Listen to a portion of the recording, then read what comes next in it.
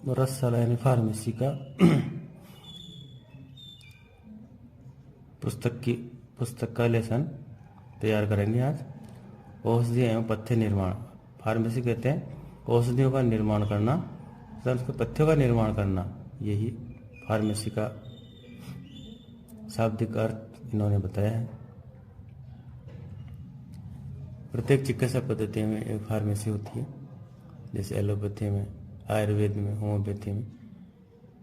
इसमें हम लोग आयुर्वेद के अंदर होम्योपैथी, यूनानी,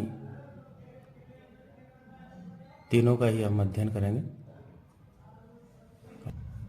इसको व्यवस्थित नहीं किया, लेकिन इसके जो स्वरूप को व्यवस्थित किया वो भगवान आदिनाथ अर्थात भगवान शिव ने ही इसको व्यवस्थित किया था। इसलिए भगवान शिव को ही हम इसको प्रणेता मानते हैं, संकलित करता मानते हैं, और इसको प्रथम आचार्य भी भगवान शिव को ही मानते हैं। भगवान शिव ने पारद संहिता नाम से एक महान ग्रंथ की रचना की थी। इसमें क्वेश्चन बनता है कि रस शास्त्र के प्रथम आचार्य के रूप में किसे जाना जाता है, तो भगवान शंकर को ही हम लोग प्रथम आचार्य के रूप में जानते हैं। रस शास्त्र के प्रथम आचार्य कौन थे? भगवान शंकर थे। अब रस शास्त्र दो शब्दों से मिलकर बना हुआ है, रस प्लस शास्त्र। रस और शास्त्र, शास्त्र यानी जिसका उल्लेख हो वो शास्त्र हो गया, और रस का विभिन्न आचार्यों ने इसके विभिन्न अर्थ में लिया गया है, लेकिन मुख्य रूप से रस का अर्थ पारद के रूप में माना गया है। पारद को ही हम रस कहते हैं। इसकी परिभाषा इस प्रकार हो सकती है, जिस शास्त्र में पारद को और पारद में विशेष गुणधान करने वाले द्रव्यों का वर्णन किया गया है उसे रस शास्त्र कहते हैं। ये एक प्रकार की परिभाषा होती है रस। इसी प्रकार से दूसरी परिभाषा बनती है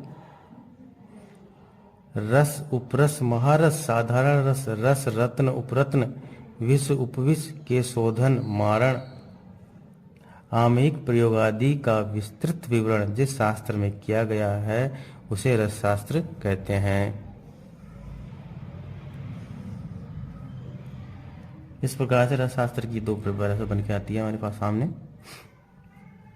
दूसरी तो पारद के ऊपर है, और पहली तो पारद के ऊपर है, और दूसरी इस तरह से रस, उपरस, महारस, साधारण रस, रत्न, उपरत्न, विष, उपविष को शोधन और मारण का जो आमायिक प्रयोग आदि का विवरण किया जाता है, जिस शास्त्र में किया जाता है उसे रस शास्त्र कहते हैं। यानी जिस प्रकार से हम लोग शोधन क्रिया करते हैं, शोधन करके इसको औषधीय रूप में प्रयोग करते हैं, इस शास्त्र को इस पूरी प्रक्रिया जिसमें की जाती है उस शास्त्र को हम लोग रस शास्त्र कहते हैं। इतिहास, रस शास्त्र का इतिहास देखते हैं तो आयुर्वेद में दो परंपराओं का उल्लेख मिलता है, एक तो रुद्र परंपरा और एक ब्रह्मा परंपरा। रुद्र परंपरा को वेद प्रारंभ से प्रथम चिकित्सक माना गया है। रुद्र को यानी भगवान रुद्र को, शंकर को ही वेद परंपरा के अंदर प्रमुख चिकित्सक माना गया है, और ब्रह्मा को आयुर्वेद के प्रथम उपदेशक माना गया। आयुर्वेद के ग्रंथों में ब्रह्मा को उपदेशक माना गया, प्रथम उपदेशक माना गया, जबकि वेदों के अंदर रुद्र को माना गया। इस प्रकार से दो प्रमुख परंपराओं का उल्लेख हमें मिलता है। रस शास्त्र में आयुर्वेद ने भगवान शिव को प्रथम उपदेष्टा माना गया है, यानी आयुर्वेद ने भगवान शंकर को प्रथम रस शास्त्र का प्रथम उपदेष्टा यानी उपदेश देने वाला माना गया है। ऐसा आयुर्वेद में उल्लेख मिलता है। वेदों में 4 प्रकार की चिकित्सा का वर्णन मिलता है। इसमें प्रथम आती है अथर्वणी, आंगिरसी, देवी और मनुष्यजा। अथर्वणी और आंगिरसी को तो दिव्य औषधि और मंत्रों द्वारा की जाने वाली चिकित्सा को कहते हैं, और जो देवी चिकित्सा है, देवी है, वह रस चिकित्सा के रूप में ग्रहण किया गया है। यानी जो देवी चिकित्सा को ही रस चिकित्सा के अंदर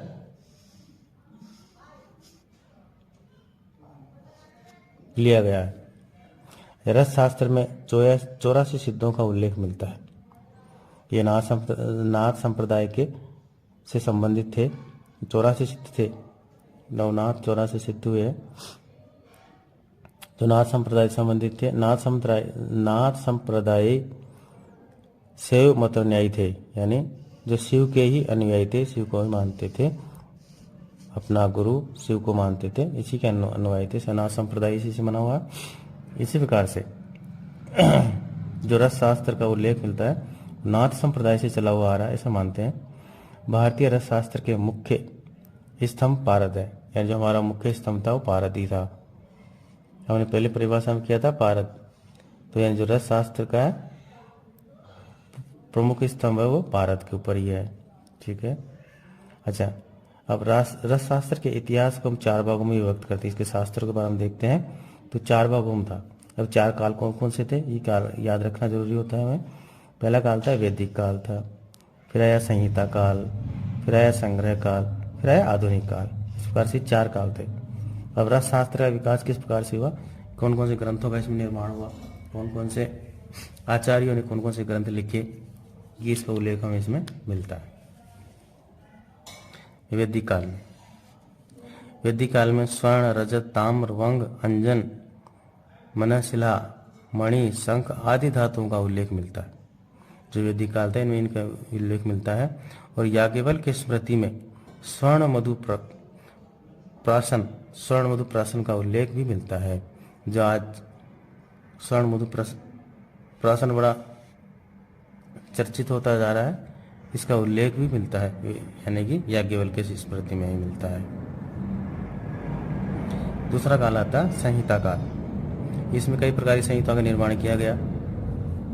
इसकी गणना कैसे करेंगे हम लोग, इसकी गणना करना ईसा से 1200 सदी में की गई थी, यानी ईसा से 1200 सदी ईसा पूर्व, यानी ईसा पूर्व से 1200 सदी में की गई थी। संहिता काल माना गया उसको। इसमें चरक संहिता, सुश्रुत संहिता में पारद से स्वर्ण निर्माण की विधि का ज्ञान था। उसमें उल्लेख था चरक संहिता और सुश्रुत संहिता में पारद से स्वर्ण निर्माण किस प्रकार किया जाता है। विशेषतः यह प्रथम द्वितीय सदी में नागार्जुन इस विद्या, हाँ इसमें 8वीं सदी थी जो संग्रह का हमारा जो संहिता काल था, 8वीं सदी मानते हैं उसको। ये रस शास्त्र विकास का स्वर्णिम काल माना जाता है। रस शास्त्र के महान ज्ञाता नागार्जुन है। 8वीं सदी में सबसे महान ज्ञाता थे वो नागार्जुन थे, जिन्हें सिद्ध नागार्जुन के नाम से भी जाना जाता था। ये 84 सिद्धों में से ही एक सिद्ध थे। 84 नाथ संप्रदाय जो 84 सिद्ध थे उन्हीं में से एक सिद्ध थे।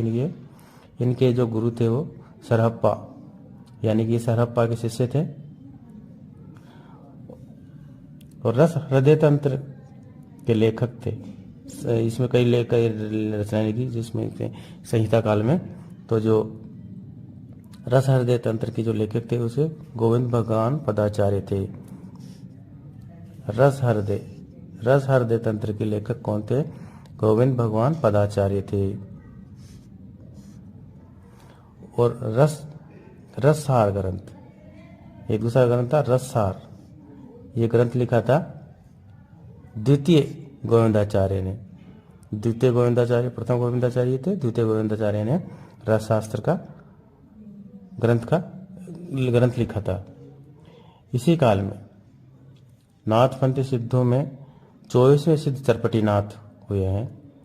जो नाथपंथी सिद्ध थे उनमें से 24वें सिद्ध चरपटी नाथ थे जो गोरखनाथ के शिष्य थे, इसी काल में हुए थे। अच्छा, 9वीं सदी में वैडी नाम के एक रसाचार्य हुए। बहुत प्रसिद्ध थे, जिन्होंने एक सिद्ध तेल का निर्माण किया।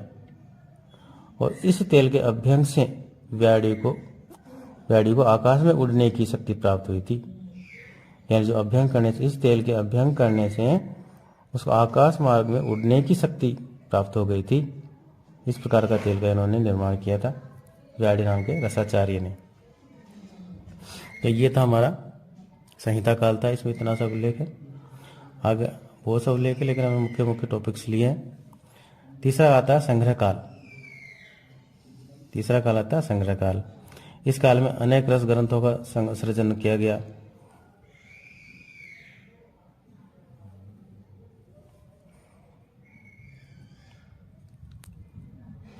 नौवीं और 10वीं सदी के अंदर ये संग्रह काल था।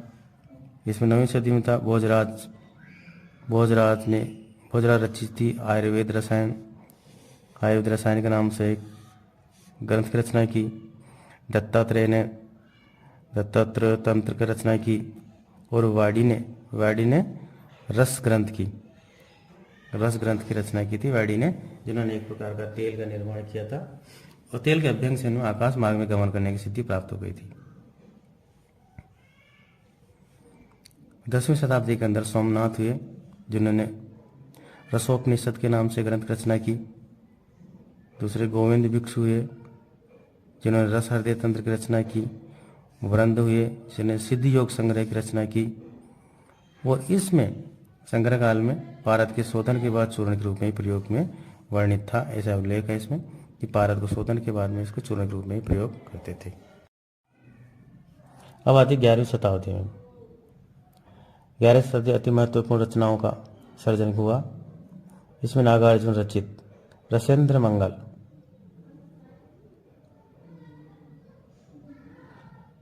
वस्वराज द्वारा वस्वराजियम की रचना की गई। और ये 2 रचनाएं की गई 11वीं शताब्दी में। और 12वीं शताब्दी के अंदर भैरवनाथ रचित आनंद कंद की रचना की। गोरखनाथ द्वारा गोरख संहिता, सोमदेव द्वारा रसेंद्र चूड़ामणि और भैरवनाथ योगी द्वारा रसायणव के नाम से एक ग्रंथ की रचना की गई। 13वीं शताब्दी में रस रत्न समुच्चय की रचना हुई, जो संपूर्ण ग्रंथ है। रस रत्न जो समुच्चय ग्रंथ मानते हैं इसको, रस रत्न समुच्चय। बिंदु माध्यम रचित रस पद्धति, तिरुमल्लाम भट्ट द्वारा योग तरंगिनी और रामचंद्र गुप्त द्वारा रसेंद्र चिंतामणि के नाम से ग्रंथों की रचना की गई 13वीं शताब्दी में। और 14वीं शताब्दी के अंदर रसेश्वर दर्शन इसी सदी में थे। उन्हों के द्वारा जो लिखा गया ग्रंथ था सारंगधर ने रसेश्वर दर्शन की रचना की थी। सारंगधर हुए, जिन्होंने रसेश्वर दर्शन की रचना की, यानी सारंगधर ने रचना की जो लिखी ग्रंथ था उसका नाम था रसेश्वर दर्शन। ये भेषज कल्पना के लिए एक आधार स्तंभ ग्रंथों के रूप में मान्य है, यानी रसेश्वर से ही जो चिकित्सा की जाती है, रसशास्त्र इसी के रूप में मान्यता प्राप्त हुआ, यानी इसी को आधार मान करके चिकित्सा की प्रकल्पना की जाती है।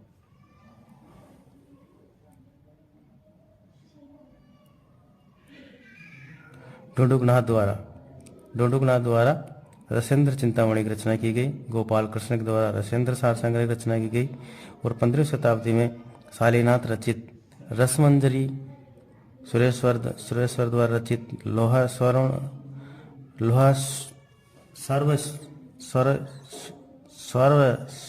स्वयं और गोविंदाचार्य द्वारा रस सार की रचना की गई।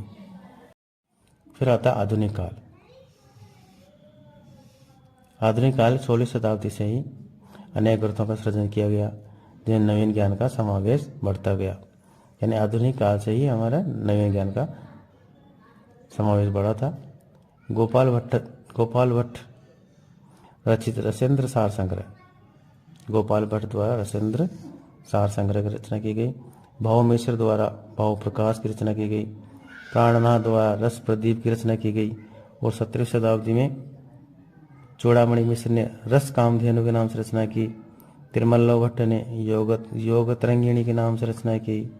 इसी प्रकार से 18वीं शताब्दी के अंदर योगाचार्य माधव रचित आयुर्वेद प्रकाश, गोविंद दास सेन ने भेषज रत्नावली तथा योग रत्नाकर की रचना की। और 19वीं शताब्दी के अंदर सिद्ध भेषज वैसज्य मणिमाला तथा वृहत रस राज सुंदर आदि ग्रंथों का सृजन किया गया।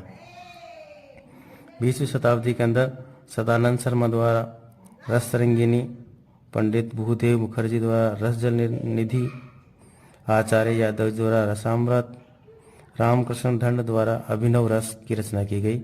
इसी प्रकार से ये हमारा कुछ इतिहास था, रस शास्त्र का इतिहास था, हमने देखा।